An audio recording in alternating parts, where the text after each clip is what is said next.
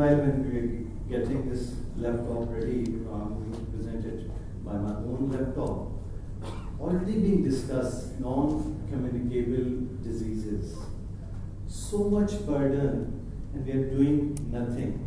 So expect more and more consequences of these diseases. As such, these diseases really don't make much of a difference. It's the consequence of these diseases which leads to problems. And today I am discussing cardiovascular disease and psychiatric comorbidities, the connection and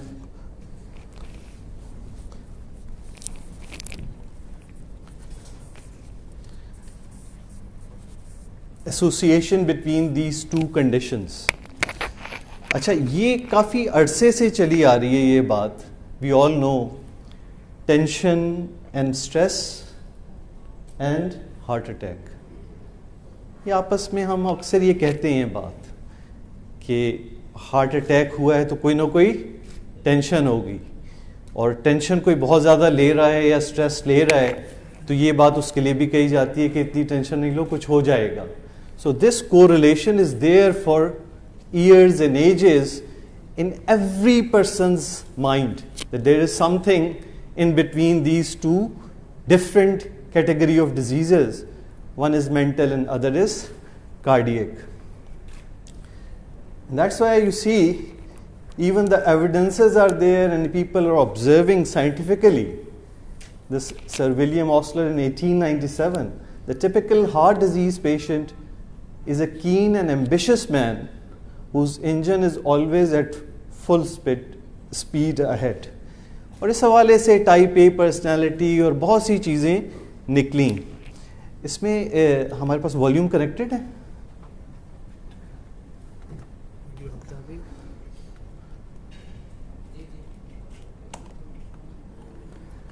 ये stress के हवाले से एक मुझे बड़ी अच्छी एक video clip मिली थी उस पर फेसबुक पे, तो मैंने कहा कि आपके साथ शेयर कर लूं. Volume do we have? तो कर दिया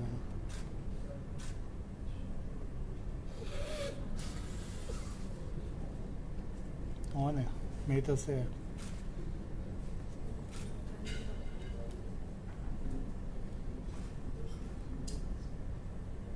आप इसको वीडियो को चलाएं जरा.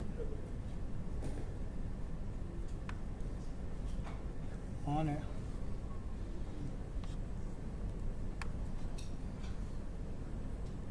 अगर नहीं चलती तो फिर मुझे खुद ही ये जोक सुनाना पड़ेगा.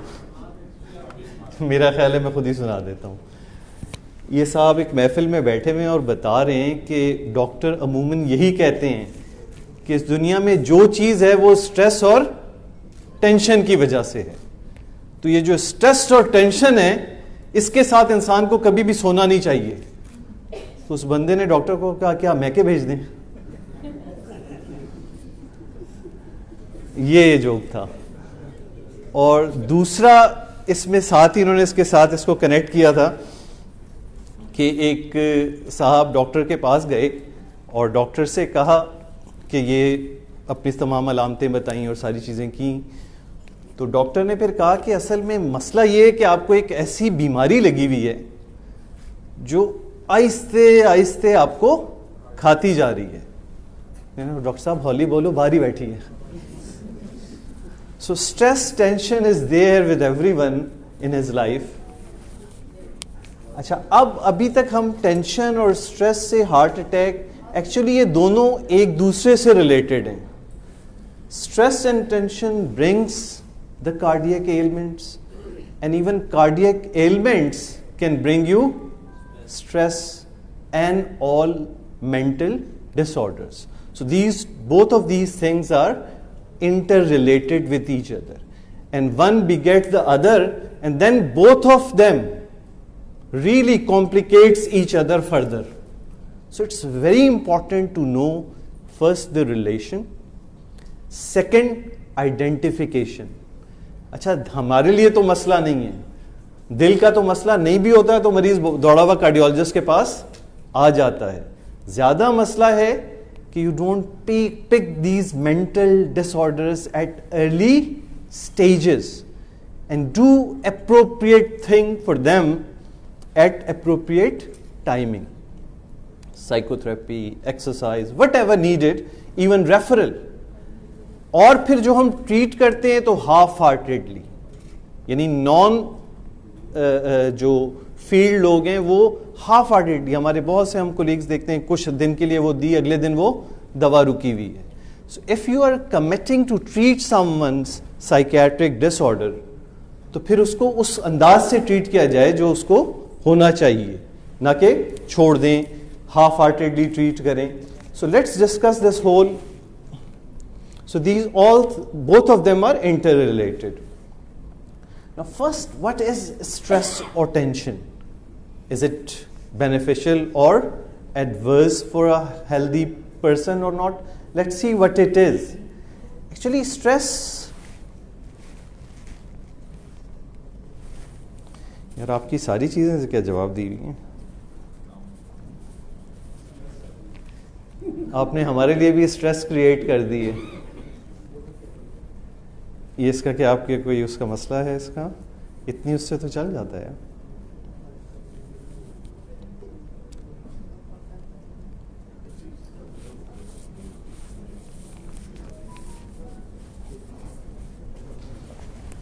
चलो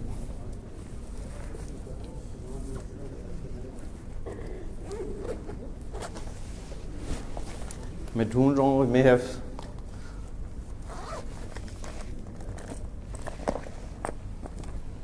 ये लगा दें.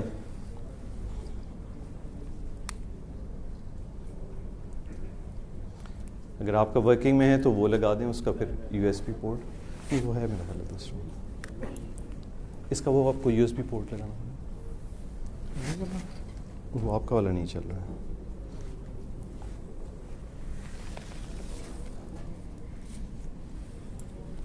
ये दानिश लगा के दे.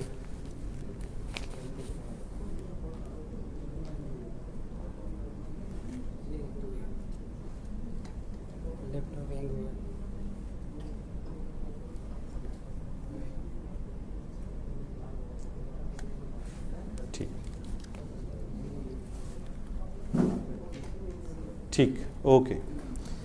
So what is stress or tension? Actually, stress, tension, the way we react to change, and change is always there in life. It's how we behave, how we react to this change is stress. And stress is a constant factor. Sorry. मेरे हाथ बहुत ज़्यादा busy हो गए हैं. Stress is a constant factor in life. It depends how we react to that stress, the change which is bringing that stress, and this can bring positive or negative reactions. Because without stress or without worry, you can't do anything. So it's how you react and how persistent this thing is there is the key behind this stress or tension. क्योंकि बिल्कुल ठंड programme हो जाए तब भी जिंदगी नहीं गुजर सकती. So it's all depends how you react to this tension. And that's why, and life is full of changes. And you should have reaction to changes, otherwise you are dead or static. इसीलिए खुदा तुझे किसी तूफान से आशना कर दे कि तेरे बहर की मौजों में इस्तराब नहीं. अगर हलचल और ये नहीं है तो फिर तो जिंदगी भी नहीं है. So it's needed for positive changes in life, stress. But the thing is how we respond. That's the big issue. अगर वो persistent चली जा रही है, उसमें कोई positive turns नहीं आ रहे, just negativity ही create कर रही है और वो chronically आपको फिर affect करती जा रही है, तो फिर एक vicious cycle शुरू होता जाता है जो dip और उसमें लेता जाता है. So that means the reaction to stress is more important than the stress itself. And chronic stress, we all know, long-term exposure to stress can lead to serious health problems. Chronic stress can cause heart disease, depression, and other physical illness, these all being there for ages, these concepts. And I'll show the evidences as well, that how the things. Issue इस stress में कब आता है? Danger signs, severely depressed patient, angry, hostile and lonely or isolated. हम अमूमन इस stages पे मरीज को पहचानते हैं कि इसको कोई, और ख़ुद मरीज भी या उसके जानने वाले पहचान वाकई रिकग्नाइज करते हैं कि अब इसको कोई मसला हुआ है. इससे पहले तक उसके मसाइल को कोई मसाइल नहीं जानता है किसी भी लेवल पे, और ना उसको अप्रोप्रिएटली एड्रेस किया जाता है एज ए कोमॉर्बिड कंडीशन भी. और उसी लिहाज से मैं आपके सामने कुछ ये रखता हूँ कंडीशंस, और फिर इसमें आखिर में हम अपने साइकियाट्रिक कोलीग से भी राय लेंगे इसको हम किस तरह डील करते हैं और हम मिल के किस तरह डील कर सकते हैं इस चीज़ को. So I am seeing Professor Razaur Rahman sitting at the back, so we'll take help of him as well to solve this problem, how to sort out such kind of patients. We very frequently saw such kind of patients. A 45 years obese smoker male complaining of fatigue, generalized body aches, repeated ER visit for localized chest pain, non-specific STT changes, workup revealed increased cholesterol and blood pressure, counsel to have with negative stress test. और ये हम अक्सर कर देते हैं और कह देते हैं भाई आपको कोई अब हार्ट से रिलेटेड इस वक्त प्रॉब्लम नहीं है. Counsel to have no cardiac issue and just focus on your primary prevention which can be deal by your primary care physician. अब ये फिर 2-3 दिन बाद आपके क्लिनिक में वो जो came to OPD next week with same pain, ER visit 3 days back and was told in ER about abnormal ECG by attending physician. और ये जो इनके माइंड बना दिए जाते हैं डिफरेंट चीज़ों से कि तुम्हारी तो 2 नालियाँ मुझे ब्लॉक लगती हैं, ना सिम्टम ना कुछ, ECG में कुछ non specific changes, and that this patient keep on his mind in spite of even कभी कभार एंजियोग्राम भी आप कर देते हैं, this patient constantly coming with symptoms and nobody knows what to do with them.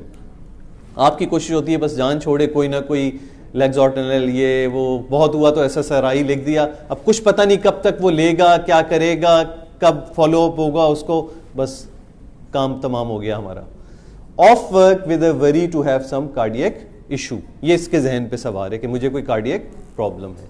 So will solve it at the end, take help of our psychiatrist colleagues as well. Second, sometimes those who had event, a 35 years male post inferior MI month back, went through primary PCI to LCX, uneven full hospital stay, normal LV function, presently feeling loss of energy, disturbed sleep after discharge, unable to start his routines. आप 1000 council कर दे, घर वालों ने भी उसको एक चूजे की तरह बनाया हुआ होता है, ना चलने दे रहे हैं ना बैठने दे रहे हैं, हर तीसरे चौथे दिन कहीं ना कहीं ER में मौजूद है, हालांकि एवरीथिंग इज नॉर्मल, लेकिन वो ज़हनी तौर पे कबूल करने के लिए तैयारी नहीं है. फिर अगेन उल्टी सीधी कोई दवा साथ रूटीन के और ये कह के कुछ नहीं है, आप जाओ कार्डियक नहीं है वो, और mentally is not fit to do anything. And these are two examples I have given. There are a lot more these kind of things coming to us with these mental disorders, maybe preliminary signs of mental disorders. Sorry. Relation go ke existing is there in our thoughts, but evidence have shown that rates of mental disorder in patients with medical illness 20 to 50% in some of the studies. Patient with depression or anxiety report, और फिर जिनको ये चीज़ें होती हैं उनमें भी chronic illnesses साथ हो सकती हैं, और जो comorbid condition के साथ हैं, chronic illnesses के साथ हैं, उनमें इनका मौजूद होना कहीं कहीं 20 से 50% तक है कि लोगों को साथ psychiatric disorders हो सकते हैं. So patients with chronic medical illness are more prone to develop depression and anxiety. That is, we have to judge in them. और वो सिर्फ proper interviewing से ही आप assess करके, और दूसरी बात, there are multiple scoring, simple scoring systems for depression, क्योंकि मैं काफ़ी mind and heart की पहले भी मीटिंग्स ले चुका हूँ, तो अब काफ़ी पेशेंट्स में डिप्रेशन नज़र आने लगता है कि ये डिप्रेस्ड है. वरना पहले हम उसको उल्टी सीधी चीज़ें, कोई मल्टीवाइटामिन्स, कोई और चीज़ इस तरह करके बस जान छुड़ा लेना, लेकिन अब 3, 4, 5 सवाल पूछते हैं, उसकी ड्यूरेशन पूछते हैं, सिम्टम की आइडिया हो जाता है कि पेशेंट डिप्रेशन में है. डिप्रेशन एंड हार्ट डिजीजेस का रिलेशन अगर हम देखें, people who experience symptoms of depression are 40% more likely to develop cardiac disease. एक तो लाइफस्टाइल की वजह से, दूसरे और भी यानी पैथोलॉजिकल रिलेशनशिप भी हैं, that I'll show you in a moment. People who are depressed and have a heart attack 4 times more likely to die, यानी वो उससे आगे एज ए कॉन्सिक्वेंस ज्यादा चांस है कि उनमें मोर्टेलिटी बढ़ी हुई होगी अगर उनमें एग्जिस्ट कर रहा है depression with heart attack. As many as 65% of heart attack patient may report to have symptoms of depression after heart attacks. तो ये बहुत ज्यादा कोरिलेटेड है और अमूमन हम अब नजर आता है, वरना पहले हमें भी नजर नहीं आता था कितना डिप्रेशन है लोगों में। And there is a very nice study, लेस्पेरल एट अल 2002, ये स्कोरिंग से ये है बैक डिप्रेशन इन्वेंट्री स्कोर्स। उसके मुताबिक उन्होंने डिफरेंट कैटेगरी ऑफ डिप्रेशन, बिल्कुल डिप्रेशन नहीं, माइल्ड डिप्रेशन, मॉडरेट या सीवियर डिप्रेशन, और उनकी पोस्ट एमआई सर्वाइवल, जो जितना ज्यादा डिप्रेस है उतना उसका सर्वाइवल कम है, मोर्टेलिटी बढ़ा दी है डिप्रेशन ने, और ये एविडेंस अवेलेबल है, ये सिर्फ यानी पोस्टुलेट नहीं है। फिर इवन पैथोफिजियोलॉजिकली ये क्या हम देख रहे हैं, depression and brachial flow mediated dilatation. ये आपकी आर्टरीज के अंदर एक नेचुरल रिस्पॉन्स होता है कि किस तरह वो एंडोथीलियल बिहेव कर रहा है इन वेजोडायलिटेशन। तो जो लोग डिप्रेस हैं उनका इवन इंटरनल वेजोडायलिटेशन भी अफेक्टेड है as compare to one who are non depressed. So it's not just physical things hampering their activities और lifestyle leading to cardiac illness, there are pathological correlations as well, leading to consequence in a way that there are changes in internal autocrine or hormonal systems which is leading to cardiac illness in depression. और वो आप देख लें कि how sympathetic activation, hypothalamic pituitary activation, and these two things may lead to anything: rhythm, endothelial dysfunction, hypertension, coronary vasoconstriction, LVH, pro-inflammatory cytokine, atherosclerosis, platelet activation, and these can all lead to acute coronary syndrome. So it's not just physical, it's pathological correlation between mental disorders and cardiac disorders. Similarly, anxiety, which is characterized by heightened level of perceived fear, panic disorder, social, मैं इसकी details में नहीं जाता, ये psychiatrist का part है, and we all know what it is. And similar to depression, it's also related to cardiac elements. Improvement in the quality of life and comfort of heart patient with anxiety comorbidities is an essential clinical objective, कि ये भी हमें यहाँ जज करके और उसके impact जो भी उसकी लाइफ पे आ रहे होते हैं उनको एड्रेस करना चाहिए। एंग्जाइटी एंड CHD का भी रिलेशन है। 32 years follow-up of men in the normative aging study who reported 2 or more phobic anxiety symptoms had a 3.2-fold increased risk of fatal CHD, 5.7-fold increased risk of sudden death. Direct pathological relation नहीं है, लेकिन सोच ये है कि ventricular arrhythmias may be the underlying mechanism, since no relation seen between anxiety and MI. Plaque rupture का exit कोई relation नहीं है, लेकिन शायद रिदम्स प्रोपेंसिटी बढ़ जाती है एंक्शियस पेशेंट्स में, और कुछ सर्वे में 20% तक लोगों को ये है। इसका मतलब ये है, और यही वजह है कि तमाम गाइडलाइंस, चाहे HA हो, यूरोपियन सोसाइटी हो, ये तमाम हमें कंपेल करती हैं routine screening for depression at first presentation, routine screening 2 to 3 months after CHD event, यानी फॉलोअप पे भी वो स्क्रीनिंग जारी रहे और प्रेजेंटेशन पे भी वो स्क्रीनिंग जारी रहे, कि हमारे जहन में वो 4, 5, 6, 7 क्वेश्चंस या वो चेकलिस्ट होनी चाहिए जो हम अपने मरीजों में जज करते रहें whether they are developing depression or not. Because before embarking on management, it's important first to assess, क्योंकि ये तमाम बेचारे मरीज डायरेक्ट साइकियाट्रिस्ट के पास तो जाते नहीं है. Either they are coming to primary care physician or to a person who's treating their comorbidities. So we have to pick as a supporter to the mental health professional or mental health care provider. और वो फिर आप जब भी समझे कि उसके पास इसको जाना चाहिए राइट फ्रॉम द बिगिनिंग, या आप इनिशियल प्रिलिमिनरी मैनेजमेंट कुछ कर सकते हैं और सेकंड या थर्ड स्टेप पे भेजें. अमूमन जो हम मैनेजमेंट करते हैं वो हाफ हार्टेड. तो या तो फिर अगर पिक करके आप डायग्नोज करके मैनेज करना चाहते हैं तो प्रॉपरली मैनेज करें. SSRI ऐसे नहीं होते कि 1 महीना या 15 दिन आपने देके छोड़ दिए, पेशेंट के सिम्टम ठीक हो गए. सो treatment we have a lot of things, and I personally stick to these 2 things, and after that if still patient is complaining, for that I usually refer them to psychiatrist. But important thing is to pick in your patient, कि मालूम तो करें कि इसकी ये इतनी सारी वजहों की जो इसको शिकायतें हैं, हार्ट से हट के दुनिया भर की शिकायतें हैं कि ना नींद आ रही है, ना भूख लग रही है, जिस्म दर्दों से भरा हुआ है, पता नहीं क्या क्या, वो सारी आप उस चेकलिस्ट पढ़ेंगे तो वो सारी चीज़ें लग रही होती हैं कि यार ये तो महीनों से चल रही है. उसके लिए कोई पेन किलर चल रहे होते हैं, कोई मल्टीविटामिन्स चल रहे होते हैं, ये तमाम चीज़ें उन सिम्टम्स को एड्रेस कर रही होती हैं जो महीनों महीनों से काबू नहीं हो रहे होते.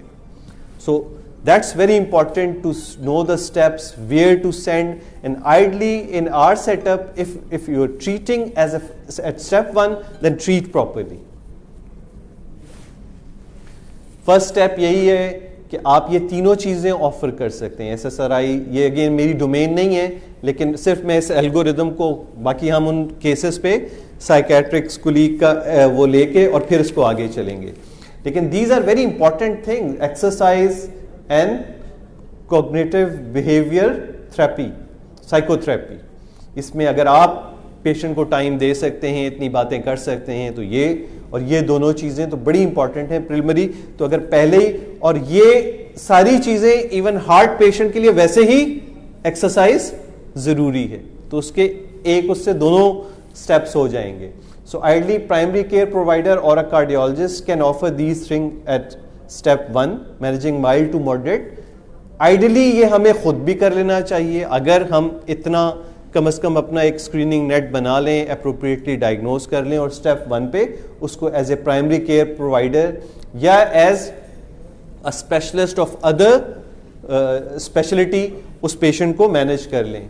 स्टेप 2 में आपको कोलैबोरेटिव एफर्ट या टीम केयर चाहिए कि साथ साथ आप failure, switch treatment, atypical antipsychotic augmentation, यहाँ पे अच्छा है कि आप अपने साइकियाट्रिस्ट कोलीग का, और फिर एक्यूट रेफरल इस तक नौबत आने ना दें.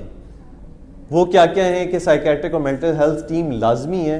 Risk of harm to self और अदर्स, सिवियर सेल्फ नेग्लेक्ट, और स्टेप 2 फेलियर. इसमें तो एक्यूट अर्जेंट साइकियाट्रिक केयर है. तो इस तरह से हमें स्टेप वाइज अपने मरीजों को, और आइडली ये स्टेप हमारे पास रहते हुए मरीज को नहीं आनी चाहिए. स्टेप 3, स्टेप 1 में ही सही से अप्रोप्रिएटली स्क्रीन हो जाए और सही जगह पे चला जाए. नहीं तो कम से कम स्टेप 2 में अगर आपने कुछ शुरू भी किया है, then it's compulsion that you should be following this patient with appropriate treatment. Exercise के हवाले से there enough evidence to support that mild depression responds very well to regular exercise and cardiac rehabilitation. कि वो जो हमारा ही primary के prevention की strategy है वो आपके माइल्ड डिप्रेशन को भी टेक केयर कर लेती है. एक्सरसाइजेज हों, they will benefit both heart. और इसमें जैसे अभी अली और डॉक्टर साहब बात कर रहे थे कि इसमें सबसे पहले हमें खुद पार्ट प्ले करना चाहिए, खुद एक्सरसाइज करनी चाहिए. मैं इसमें आपको शेयर करता हूँ कि आई वेंट टू लाड़काना. मैं अपने तौर पे तो करता हूँ थोड़ी बहुत एक्सरसाइज, लेकिन मैं लास्ट ईयर लाड़काना गया था. ये कार्डियोलॉजिस्ट हैं सिकंदर शेख साहब. He is running a whole group of yoga people, 60-70 ये लोग थे पूरे. आई डू इंडिविजुअली और 2-3 का ग्रुप होता है हमारे पार्क में. और यहाँ पे ये पूरा 60-70 लोगों का यहाँ एक माइक लगा हुआ था जो ट्रेनर था और सबको, और फिर आपस में हंस बोल भी रहे हैं. जब उसके बाद ख़त्म हुई तो एक अच्छी कंपनी भी बनी हुई है. So how can these people went into depression. जब इतनी अच्छी सुबह किसी की स्टार्ट होगी और साथ कुछ लोग मिले, बातें हुई, हंसी मजाक हुआ और फिर सब अपने अपने कामों पे चले गए. So exercise have always a role in taking care of. बाकी SSRIs हैं, उसके बारे में ज़्यादा बातें हम उनसे इनपुट लेंगे. हम वापस आ रहे हैं. Now can we have a mobile mics? Can Dr. Professor Raza Rahman, can you please come forward? Sir, to help us and solve this problem, as समझ लें आपके पास रेफर किया, आप क्या करते और फिर हमें क्या करना चाहिए इस किस्म के मरीजों में? एक वो मोबाइल माइक दे दें जी, सर को दे दें. सर आप इधर ही आ जाएं साथ में, माइक लेके. 45 years ओबीज स्मोकर, पुरानी वही कहानी थी कि आपने उसको कर दिया, बता दिया नॉन कार्डियक, लेकिन उसके जहन से बात जाके नहीं दे रही है कि वो क्या है. देखिए, सबसे पहली चीज़ तो ये है, मेरे कोलीग ये कह रहे थे कि referral, I am working once a week, Karachi में बहुत बड़ा कार्डियक सेंटर है, दैट इज़ तब्बा हॉस्पिटल, वहाँ मैं बैठता हूँ और वहाँ पे मेरे पास रेफरल जो है बहुत कम आता है. I asked my colleagues, vice chancellor मेरे डॉ यूनिवर्सिटी के थे मसूद हमीद, और उन्होंने मुझसे एक दफ़ा कहा कि डॉक्टर रजा तो बहुत बड़ी भेजी पहुँची है, नहीं पहुँची.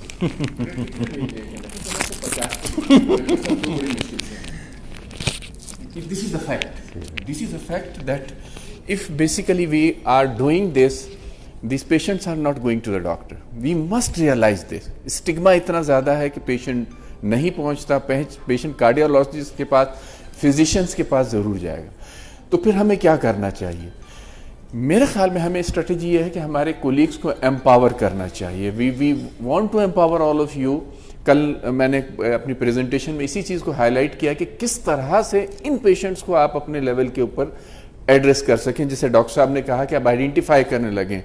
जब आप आइडेंटिफाई करेंगे, वेरी ईजी स्क्रीनिंग क्वेश्चन है, 2 क्वेश्चन पूछें, अगर एक भी पॉजिटिव आ जाए तो आप कंफर्मेशन के सवालात पूछें और वो उसको आप ट्रीट कर सकते हैं. एक जो ट्रिक है इसमें बड़ी इंपॉर्टेंट यह है कि देखा गया है कि पेशेंट अगर ट्रीट भी हो रहा है और जिस दिन उसको ये पता चलता है कि उसको कोई आपने एंटी डिप्रेसेंट दे दी है, the moment he will stop medication.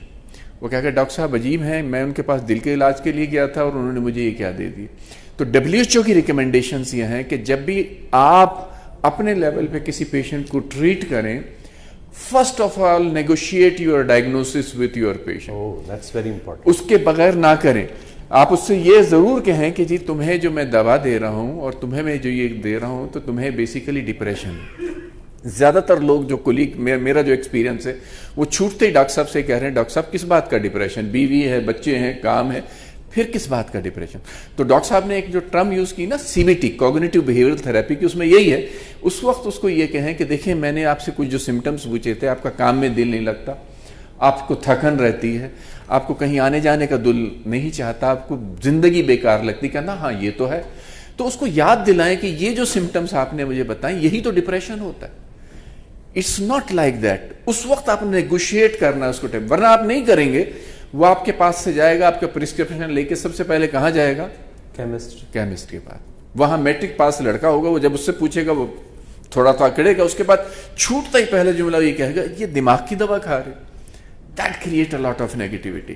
तो ये WHO की जो रिकमेंडेशंस हैं फॉर नॉन साइकेट्रिस्ट, वो ये है कि नेगोशिएट. जब हमारे पास आता है तो माइंड बना के आता है, बट आपके पास अगर वो आया है तो आप उससे डायग्नोसिस जरूर नेगोशिएट करें. और नेगोशिएट करके उसको एक दफा जब वो आपसे मुतमईन हो जाएगा तो डेफिनेटली फिर वो ट्रीटमेंट नहीं छोड़ेगा और ट्रीटमेंट खाएगा. और मैं आपको साथ शेयर करूं कि 95% पेशेंट्स को नॉन साइकेट्रिस्ट जो है डिप्रेशन एंड एंजाइटी उसको मैनेज कर सकते हैं. एंड वी हैव बहुत हमारे पास कम साइकेट्रिस्ट है पूरे पाकिस्तान में, नॉट मोर देन 500 साइकेट्रिस्ट हैं. तो वो कहाँ इस बर्डन को वो कर सकते हैं. जबकि साइकेट्रिक जो एक स्टडी जो ब्रिटिश जर्नल ऑफ साइकेट्री में जो छपी है, उसमें पाकिस्तान में जो एंजाइटी और डिप्रेशन का जो रिव्यू आर्टिकल है 22 स्टडीज का, उसमें 33% है. कि 33% ऑफ द पॉपुलेशन, इतनी बड़ी पॉपुलेशन को कैसे ये लोग कैटर कर सकते हैं? Only way to empower our colleagues for that. So what should be the practical tips after like exercise or psychotherapy? How should we move forward? Exercise basically exercise पे मैंने काम किया है। मेरे एमफिल के स्टूडेंट्स हैं जिनको मैंने कराया था। जब एक्सरसाइज आप करते हैं तो उससे BDNF बढ़ता है, ब्रेन ड्राइव न्यूरोट्रॉपिक फैक्टर। ये नर्व ग्रोथ फैक्टर है। जब मैं स्टूडेंट था, आप में से बहुत सारे होंगे, तो हमें ये पढ़ाया गया था कि ब्रेन में अगर एक दफ़ा डैमेज हो जाए तो वो रिपेयर नहीं होती, कार्डियक सेल डैमेज हो जाए रिपेयर नहीं होती। बट अब वो कॉन्सेप्ट चेंज हो गया है। अब ब्रेन के बारे में ये आ रहा है कि ब्रेन में रीजनरेशन होती है and you need nerve growth factor for that. और one of the important nerve growth factor is BDNF, brain drive neurotropic factor. That factor is basically increase by all the SSRIs, by yoga and by exercise. So choice is yours. If you are advising that, तो वो उसको आप complement करते हैं तो इसमें obesity भी उसकी एड्रेस हो जाएगी और फटीग और जनरल ये तमाम सिम्टम्स जो हैं। And when you are prescribing drug या वो भी कर रहे हैं, और फॉर एग्जांपल पेशेंट ये कहता है कि डॉक्टर साहब कुछ भी कर ले, क्योंकि कॉमनली होता है ये साइकियाट्री की दवाएं मैं नहीं खाऊंगा, क्योंकि उसको उनका कॉन्सेप्ट बना हुआ है कि ये दवाएं जो है ये सुन कर देती हैं, ये सुला देती हैं, हालांकि ऐसा नहीं है। अब इतनी सेफ ड्रग्स आ गई, मैं आपको एक दवा लिख दूं जिसमें आपको बिल्कुल नींद नहीं आएगी, आप अलर्ट रहेंगे।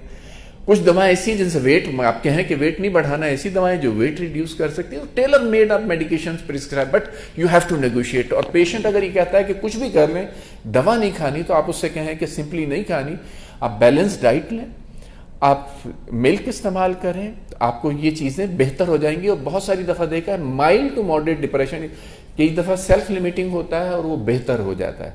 और बहुत ज़्यादा रोल है लाइफ। कल मेरी एक टॉक थी एक्सपो सेंटर के अंदर कराची के अंदर, that is a science of life style, and that talk was basically on all of these things कि रेनबो डाइट होनी चाहिए, एनिमल फैट नहीं होना चाहिए, that have an positive effect on the mind of that, and that have effect on not only depression बल्कि cardiovascular disease और दूसरी चीज़ों जो है उनके ऊपर भी बहुत ज़्यादा उसका इफेक्ट होता है। एंड दिस SSRI किसी को शुरू करते हैं तो कब तक देनी चाहिए, कितने अर्से? हाँ, ऑन वेरी फर्स्ट डे 3-4 चीज़ें पेशेंट को बतानी है आपने कि जो दवा मैं ये लिख रहा हूँ, एक तो ये पहली बात ये है कि SSRI फौरन काम नहीं करेगी, it take 2 to 6 weeks to work.